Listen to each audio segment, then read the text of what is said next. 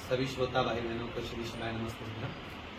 अशोकनगर क्षेत्र में जो ये सुंदर शिव महापुराण की कथा, तर्पण शिव महापुराण की कथा यहाँ अशोकनगर क्षेत्र को मिली है।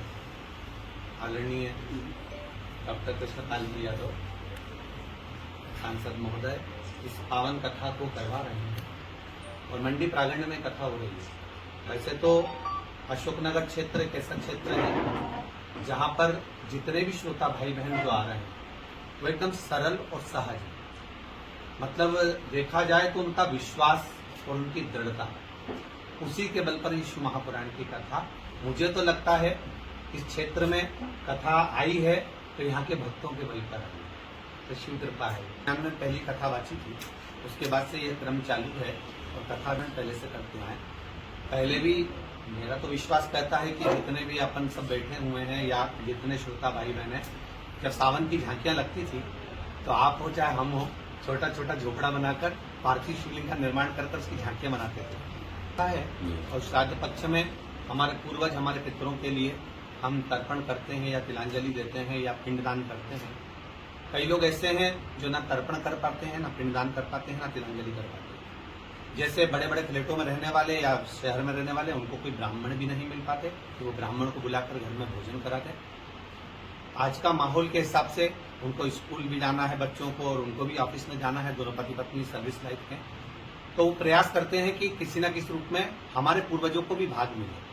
तो शिव महापुराण तर्पण को अगर वो श्रवण कर लेते हैं, दिन में नहीं सुनते हैं, रात को सुनते हैं मोबाइल पर, तो उसका फल तो उनको मिलता है, उनके पूर्वजों का भाग। तो इसमें कुछ आज के बीच में बात रखी है कि गौ माता का गौमूत्र, गाय का गोबर, यदि सरकार उसको कुछ रुपए में खरीदना प्रारंभ कर लेगी तो ये निश्चित है कि आने वाले समय में गाय को लोग घर में रखना प्रारंभ कर देंगे। जितने भी गौ माता अगर रोड पर मिल रही है तो आज उसका दूध निकालकर वो जब बिल्कुल निष्फल हो जाती है, उसका कोई कार्य नहीं रहता, तब उसको बाहर भेजा जाता। अब इतना तो फैंसी हाउस या अन्य जगह पर इतनी व्यवस्था नहीं है कि अपन उसको रख सकें, और कितनी रखेंगे, गौधन तो बढ़ता ही है।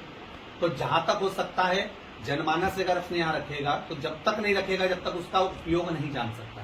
केवल गाय का दूध का उपयोग के साथ में गौमूत्र और गोबर का भी उपयोग जब वो जान जाएगा या किलो के भाव से उसको लेना प्रारंभ होगा तो उसका फल मिलेगा अवश्य, और गौ माता फिर घर में पूजी। हमारे यहाँ शास्त्रों पुराणों में भी वर्णन है, जैसे घर में अगर जितने सदस्य रहते हैं उनमें आपस में अगर तालमेल नहीं है, क्रोध है, क्लेश है, तो पितृदोष का लक्षण है। 1 रुपया कमाते हैं, 1.25 रुपये खर्च होता है, वो पितृदोष का लक्षण है। घर में कोई ना कोई बीमार पड़ा हुआ है, पितृदोष का लक्षण है। तो इनसे ये दिखता है कि पितृदोष है। उसके लिए जरूरी नहीं है कि आपको बहुत पैसा खर्च करना है या बहुत ज्यादा खर्च कर कर ही हम पितृदोष से मुक्ति पा सकते हैं, ऐसा नहीं है। शिव महापुराण की कथा में माता पार्वती जी के भी संवाद भगवान शंकर से पितरों के लिए हुए हैं, पूर्वजों के लिए हुए हैं कि चंद्रलोक से ऊपर जो पितृलोक है, इस पितृलोक में माता पार्वती जी स्वयं कहती हैं कि उन पूर्वजों को मान लो कोई नहीं दे पाया कुछ और उसका दोष उनको लग रहा तो उससे मुक्ति कैसे मिलेगी। शिव कहते हैं कि 33 कोटि देवता मुझ में समाये और हर अंश में पितरों को एक अंश जरूर देता हूं। ये बात हमने कथा में कल भी कही। अगर हम शिव जी पर 1 लोटा जल चढ़ा रहे हैं या चावल का दाना चढ़ा रहे हैं या बेलपत्र चढ़ा रहे हैं, उसका भाग हमारे पितरों को प्राप्त हो रहा है। आज ज्यादातर लोग अगर शिव जी की आराधना कर रहे हैं तो आपने देखा होगा पहले घर में कहीं ना कहीं बीमारियां आ रही थी, कहीं ना किसी न किसी रूप में क्लेश रहता था। अब लोगों का मन जो सत्संग में लगा है, शिव महापुराण में लगा है, भक्ति में लगा है, शिव मंदिर में लगा है, तो उससे थोड़ा शांति भी हुई है, आनंद भी हुआ। वो जल का महत्व है। शिव को जल ना चढ़ाया। राम जी महाराज ने अयोध्या से चले तो लंका के बीच में हर क्षण हर पल एक शिवलिंग का निर्माण करा। अगर आप निकलेंगे यहाँ से वहां तक में जहाँ राम पथगमन है तो वहां देखेंगे, आप पूछेंगे ये कौन सा मंदिर है, राम जी ने निर्मित करा है, ये कौन सा शिवलिंग है, राम जी ने निर्मित करा है। ऐसे ही भगवान कृष्ण के समय पांडव काल के भी बहुत मंदिर है।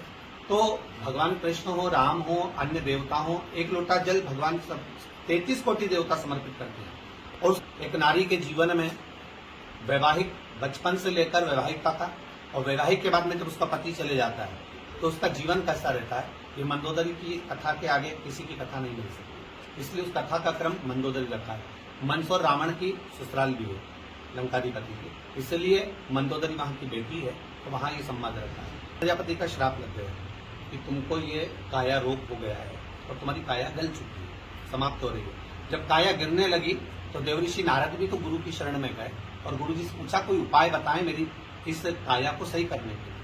अब उस उपाय को लोग टोटका कहते तो अच्छी बात है, ना कहे तो अच्छी बात है। तो इसका कोई उपाय तो बताएं। कोई झांकी अनंत चौदस या देवी जी के कई कार्यक्रम कम होते हैं तो पत्रकार जगत उसको मीडिया में लेकर आता है, खुलकर जब बोलता है तो अपने आप, चाहे वो राजनेता हो चाहे धर्म करने वाले हो, सब आगे आते हैं और उस कार्यक्रम को बहुत अच्छे से करते हैं। आज अशोकनगर की धरा पर ये कार्यक्रम हो रहा है तो आप सबके बल पर हो रहा है। इतना पब्लिक, मैं कह रहा हूँ सारे रिकॉर्ड तोड़ दिए पब्लिक ने, जितनी पब्लिक यहाँ आ रही है सब रिकॉर्ड तोड़ दिया। तो इतना पब्लिक का आना और वो भी दूसरे दिन की कथा, तो ये सब आप लोगों के बल पर पूरा क्लीन कर कर, साफ कर कर, पूजन कर कर फिर आता है। तो बड़ी प्रसन्नता होती है कि हम अन्य धर्म के लोगों को देखते हैं तो लोग कहते हैं कि ये वहाँ जाते हैं, ये रोज यहाँ जाते हैं, और हमारा सनातन धर्म का व्यक्ति एक जगह इकट्ठा नहीं होता। अब खुशी होती है कि सनातन धर्म का व्यक्ति भी शिव मंदिर जाता है और प्रणाम करता है। महाराज जी, ये